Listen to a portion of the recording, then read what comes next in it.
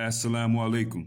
Thanks to all my subs and supporters who watch, like, share, and comment on the videos. It's greatly appreciated. Anybody who would like to support the channel, the link to my book, The N-Word is No Secret in the Service, is in the description of every video. We also have the Runaway Slave store, link in the description. Go grab yourself a souvenir or something like that. Let's cook. Big shout out to Abigail for inspiring this video right here. So there's a Catholic school in Oregon, people. It's called the Madeline School. It's a private Catholic school in Northeast Portland, Oregon. And yes, people, this is a super white school. I mean, this is white. I mean, I'm sure that if you are a black child that goes there, everybody knows you. So a black family in Portland sent their children to this school, and they found out that their child was called a racial slur. Now, after their child was called a racial slur, they complained to the school principal like they're supposed to do. And the school principal called the cops on him. Now, the parents of this black child are Mike Phillips and Karis Phillips, okay? Now, this brother, Mike Phillips, the child's father, is a big time musician, jazz musician, saxophonist. People in that community know him very well. I mean, he's a big deal. He's been Super Bowl halftime show. He did all that. He's traveled the world with your biggest artists ever, okay? His wife, Karis, is a health exec, okay? A big time healthcare exec. So this couple does well for themselves, right? They do well for themselves. So when their 10-year-old child was called this racial slur, they went to the principal by the name of Trezor Ras. This person named Trezor Ras, school principal, about the school's policy on addressing racist incidents. Now, instead of resolving this concern with the parents, this person, Trezor Ras, said, you can get the F out of here. You can get your black child out of here. Called the cops on him. Okay? Called the cops on him. Straight like that. Okay? Now you can see from looking at these parents, you could tell they're both what we call black people, okay? The kids, so you could imagine what their child probably looks like at that school. I bet you their child was probably the only, or maybe definitely less than 5 black children at that school. And you know, when I say black, you know what I mean. I don't mean brown. I don't mean, you know, whatever people want to call it, whatever. I'm talking about black people here, okay? I guarantee you that their children are probably maybe one of 3 only black children at that school, okay? Now, this woman right here, she called the police on them. She called the cops. And when a white person calls the cops for something this petty, they're pretty much calling the cops to come kill you, come shoot you. She called him on this black man in Oregon and his wife. She knew what she was doing. It was for her personal safety due to emails she was receiving with a threatening tone. Celine Stevens is live outside the Madeline School now to break it all down for us, Celine. Tim, Stephanie. So Principal Trezor Ras' attorney informed me today that she was put on leave Wednesday, and now the vice principal will be taking over her duties here at the Madeline School. So this all came to a head after parents of a 4th grader say that their son was called a racial slur while on school grounds at the end of March. They then went to the school to try and address the situation, but then the principal called 911 on them. Just 3 days later, their son was expelled. As a black person, we all remember the first time that word was directed at us, and so we knew that pain. March 31st, Karis Stoudemire Phillips and her husband Mike Phillips received a phone call from the Madeline School That our son had heard, and the N-word had been targeted towards him. The couple rushed to the school to check on their son and comfort him. They also wanted to know what the school was going to do, but instead, they say they were met with pushback from Principal Trezor Ras. We were just wanting answers, and she stated that, if we don't trust her, then we can take him out. He can go somewhere else. She yelled at us, "If you don't trust me, then why do you even have him at this school?" is what she said to us. They were handed this notice about staff response to bias incident protocol. When they continued to question the school's policies and procedures, the couple says things escalated. And we knew what she was doing when she turned and started walking towards the phone. And we both said, she's going to call the police. And I watched her fingers. Down 911. PPB says when they arrived, they were told they were no longer needed.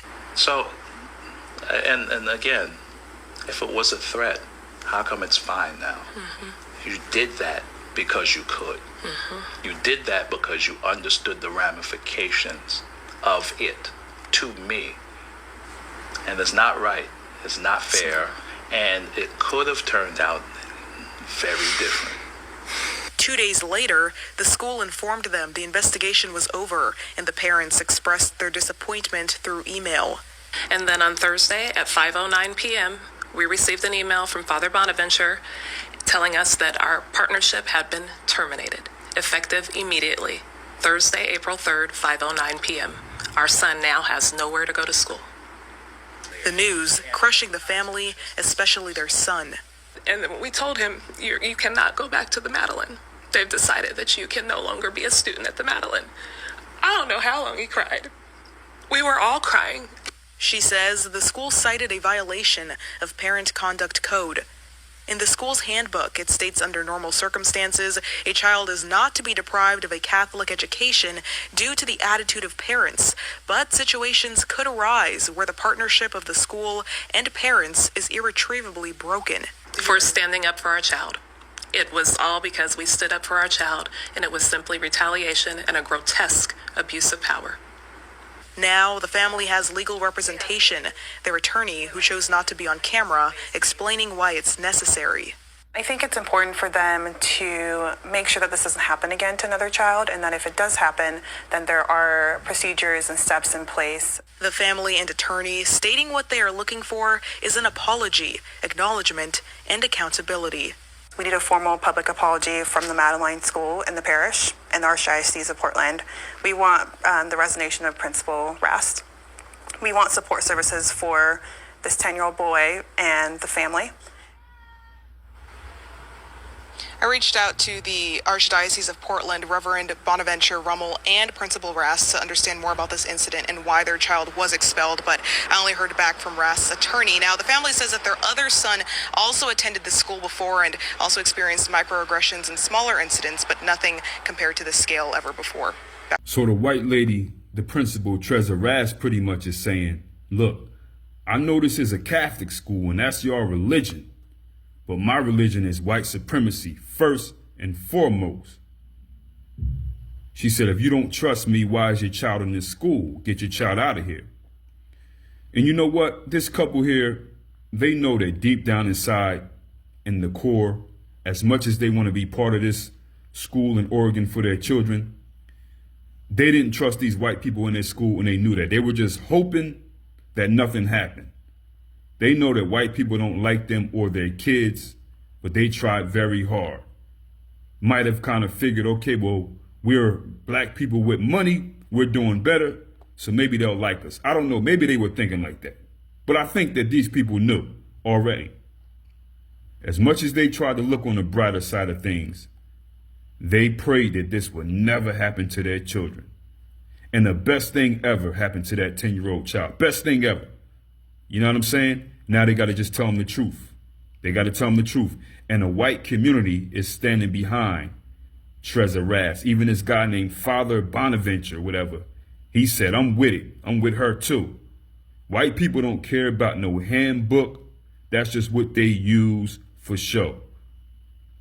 When it comes to practicing a religion of white supremacy and practicing American hate, Whitey will get a bulldozer, come dig up the goalpost and move it back when it comes to black people. They don't care. They don't care. Now, this black family here, they have a petition that says they want an apology. And my thing is like, for what? After the apology, then what? See, listen, man, a lot of black people, I would say the majority, okay, who go to work, who go places and have to deal with Whitey on a regular basis, a lot of them hide behind this N-word situation. They really do. They hide behind that apology and they hide cowardly behind this N-word situation. Because these black people, and I'm not just talking about this couple right here, I'm talking about our people in general, the majority, when they have to deal with whitey on a regular basis, they'll put up with everything. 5 years, 6 years, 7 years. White people treat them like the N-word for all this time. And then as soon as whitey finally calls them that, what they've been treating them like, you're like, oh, I gotta say something. You know what I mean? These are the same kind of black folks who, when you see what's going on and you're like, hey, you see what whitey did? You see what they said? You see they removed us from that list? You see that they changed our team project? You see that they didn't do this? You see this situation with us right here? That's racism. That's like calling you the N-word already. They don't just bust out calling you the N-word. And these people respond usually by saying, oh, no, it's not that.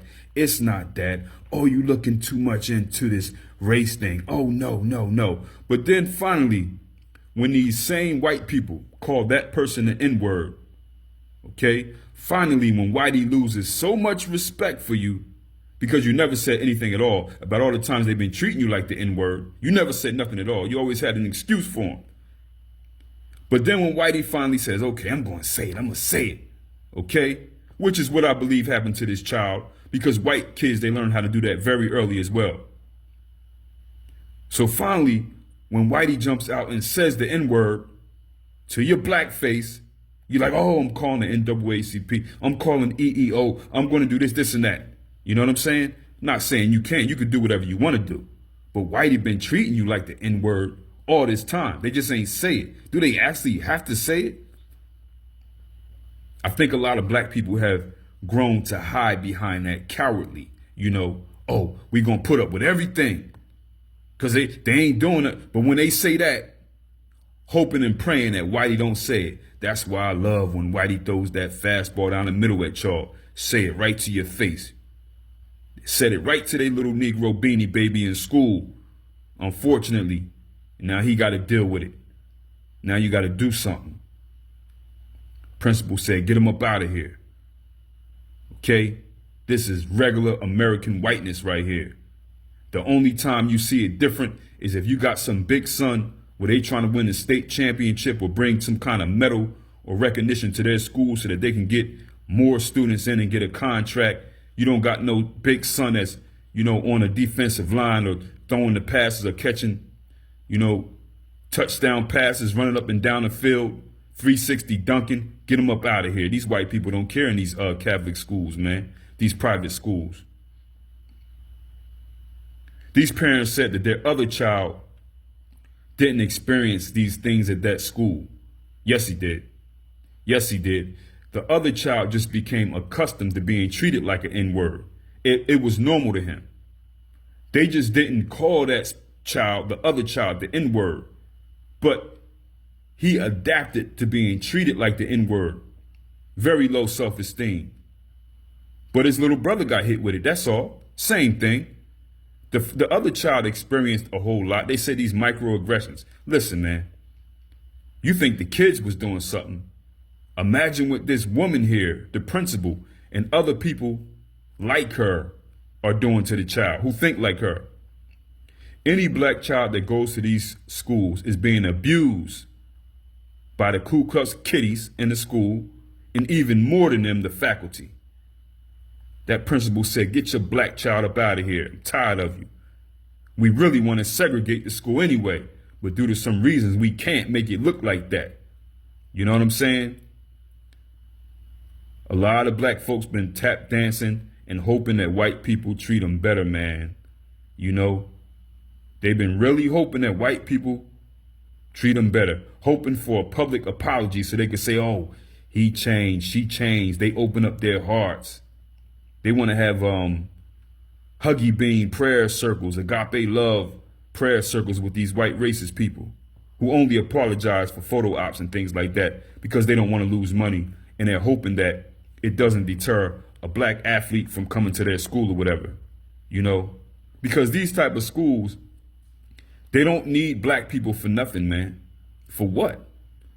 You want to come here and play, you want to get on that gridiron, get up and down that field, Want you running fast and hard, catching touchdown passes, doing your thing, 360 dunking. After that, they don't need these white people don't care. Listen, white people do not like black people, man. As a whole, this is American, man. You know what I'm saying? Yeah, you can meet a unicorn, a rare breed who happens to be a good white person to you, nice to you, and doesn't want nothing out of you. You can meet that could happen, but that's not the narrative here. That's not the narrative. These MAGA era crackers here are throwing fastballs straight down the middle. And this is exactly what black people need. You know what I'm saying? All that hoping for white people to be nicer ain't going to happen. Pulling out your phone. Oh, look, you said it. Yeah, Whitey's like, yeah, I said it. Do something. So all you can do is punch him in the face. Or you can already have your lawyer ready, sue him, do what you got to do to get a bag of money out of it. But at the end of the day, that's what it is. You know what I mean? These white people have been doing whatever they wanted to do. They've been doing whatever they wanted to do with black folks, giving them this fake symbolic nonsense. As soon as Whitey hurts their feelings, they go crying. Anyway, people, let me ask people something right here about this situation. And this situation right here with these black parents in the state of Oregon, because I wasn't just directing all that to these black parents here. Yeah, I believe they are in the group, but I'm talking about black people in general as far as what I was saying. But check this out, yo. If you live in Oregon, if you're a black person, say you were raised there or whatever, and you do well for yourself, like, you have some money or whatever, you do well for yourself, you have black children coming, what do? Would you leave the state of Oregon before your black children come? What do you do? What would you do? You know what I'm saying? Anyway, people, get in the comments. Let me know what you think about this. Easy.